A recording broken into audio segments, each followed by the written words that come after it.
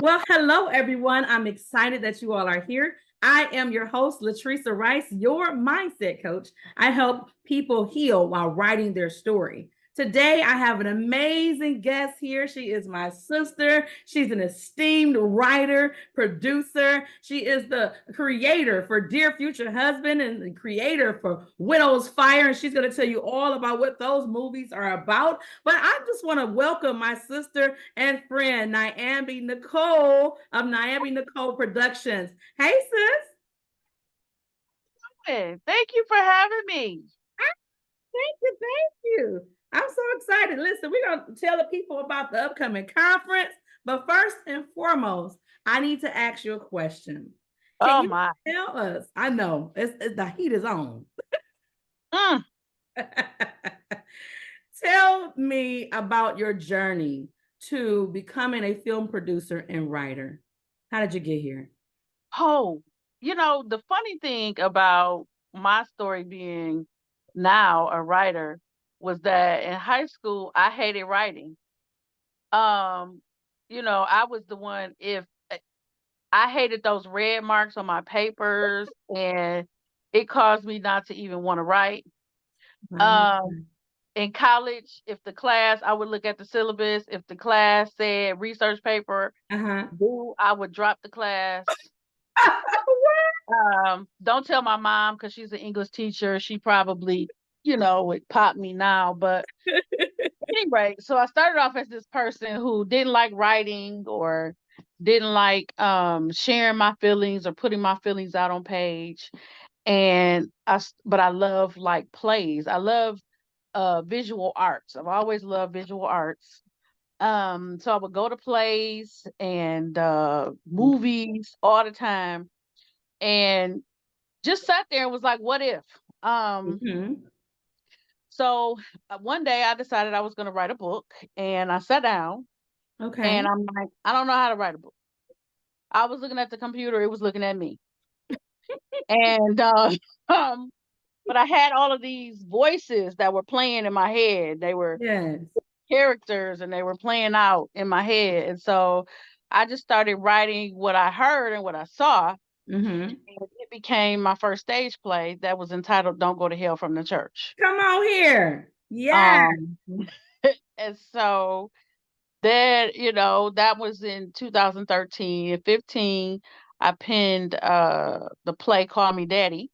Mm-hmm. Where I wrote and produced that. And then in 2018, I wrote a biographical play entitled Dear Future Husband All right. in 2018. And my then director producer at the time, Melissa Talbert, RIP Missy, Yes. like, I think you should make this a film. Mm. And I was like, no, I don't know nothing about writing films. And she was like, well, you didn't know about writing plays either, did you? Well, Because okay.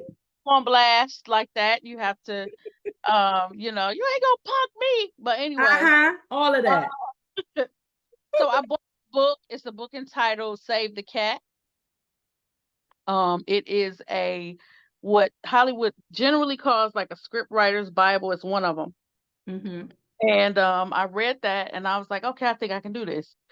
And I wrote at that time, Dear Future Husband, the play. I mean, the movie. I'm sorry, wrote the Mm-hmm. movie. The weird part about the movie is that I had lost my husband 8 weeks before, Yes. um, suddenly, and I had to all of a sudden tap in and write um the movie, Dear Future Mm. Husband. Mm-hmm. And so um I think I wrote that and in the middle of the pandemic, Mm-hmm.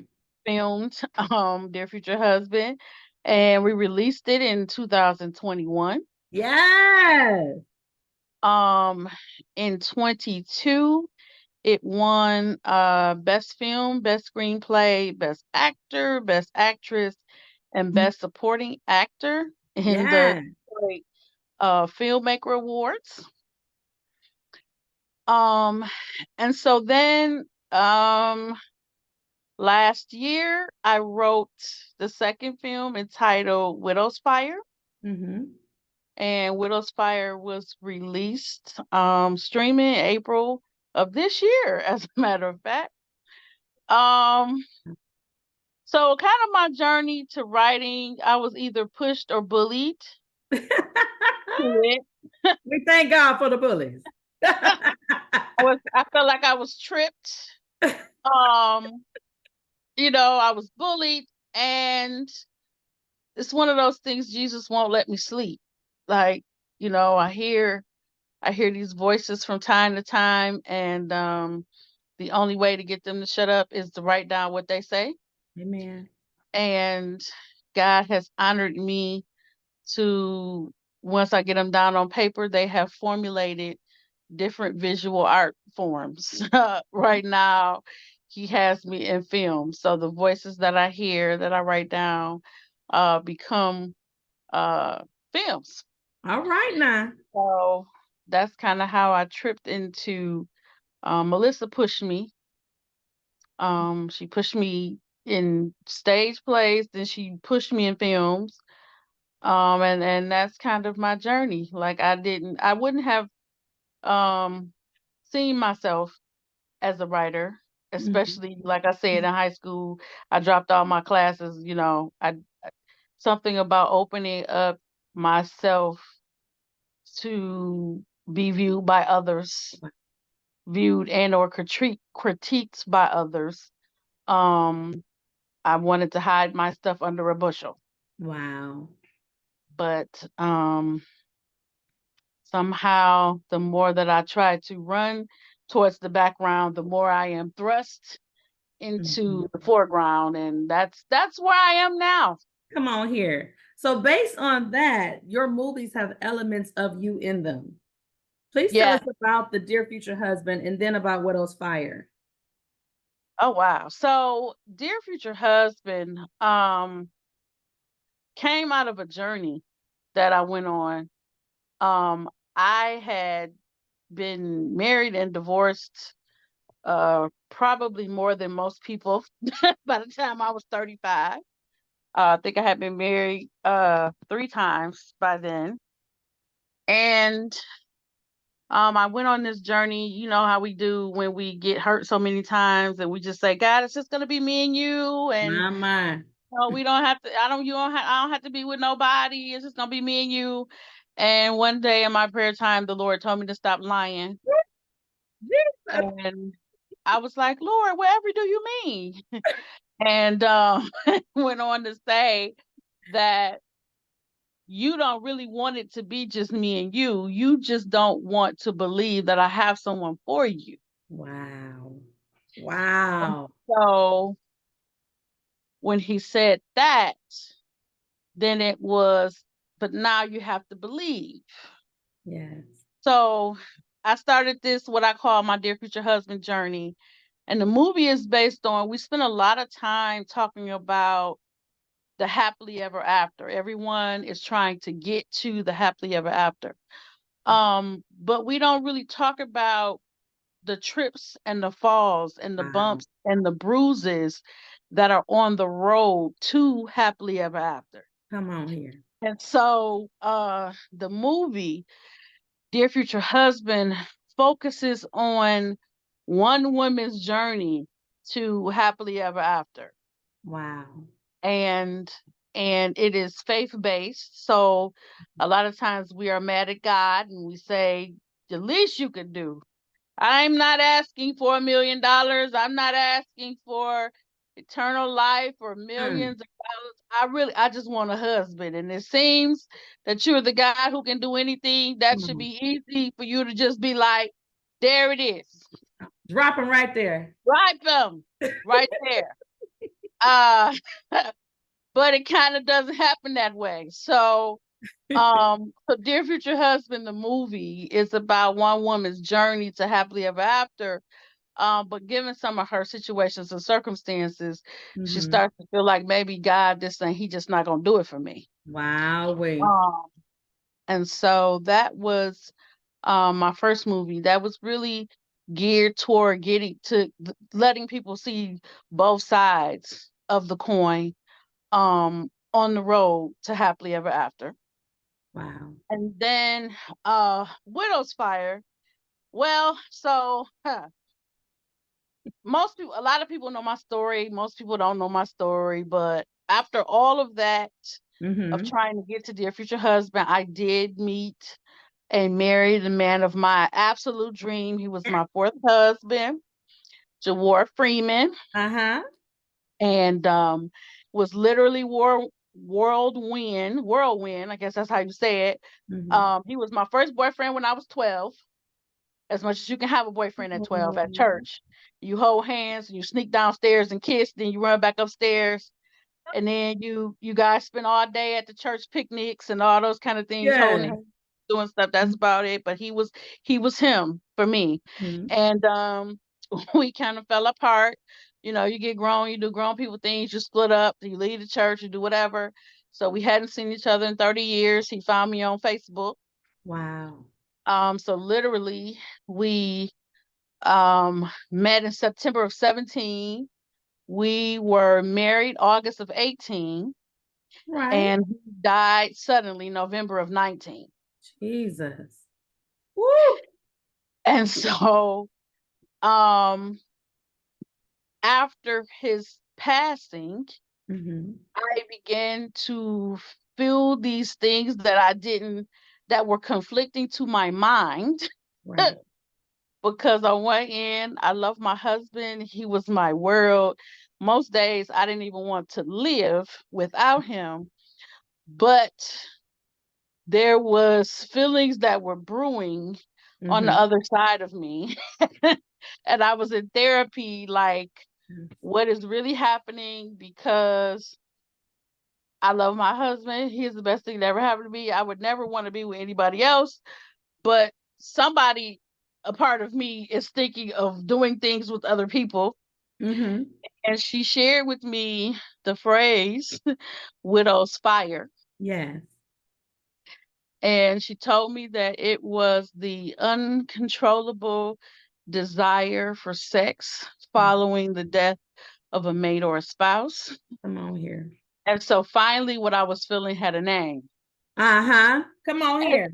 You wasn't on that limb by yourself, girl.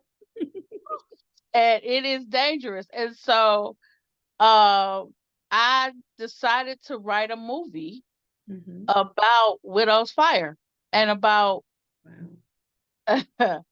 about the two sides that a lot of people experience while they're having widow's fire. So, of course, you know, you want it to be entertaining. I always try to think outside the box. So this one is a suspense thriller. I won't tell the twist to the movie, but understand that one of the things that is obvious, it will be about a husband and a wife, and the husband dies, and the widow is dealing with widow's fire. Now, what she does with that fire, you have to watch the movie and see. But that's kind of so. My writing mentor many years ago, she told me that what you write from the heart touches the heart. Yes. And so that's why I am strategic about when I write, whether it's stage or film.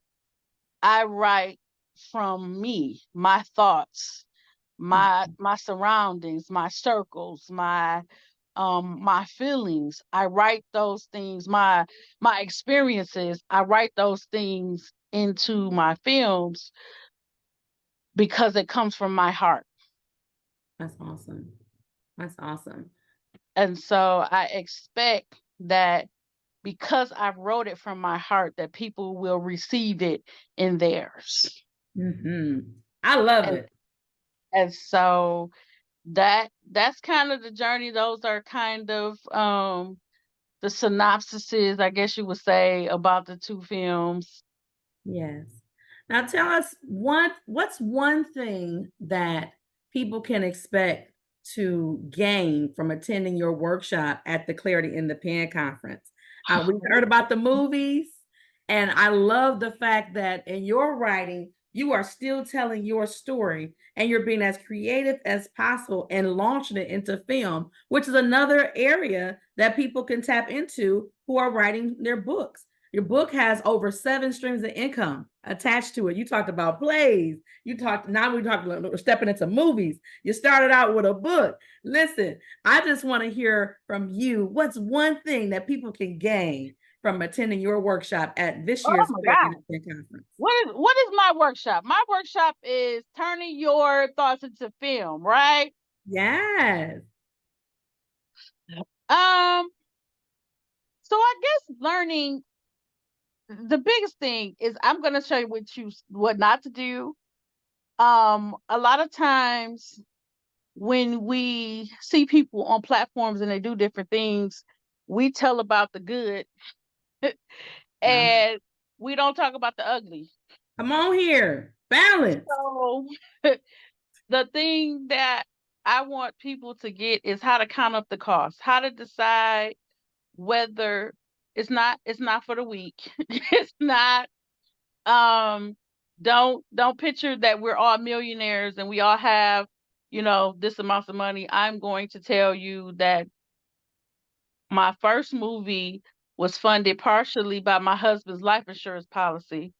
Mm-hmm. My second one, I almost lost my home Come on. to foreclosure because I was not paying my mortgage to make sure that there was enough money to make this film a fruition. Jesus. So in my workshop, we're gonna talk about turning your thoughts into film. Mm-hmm. We're gonna talk about the team that you need to create the film. Come on. We need help. Your must-haves.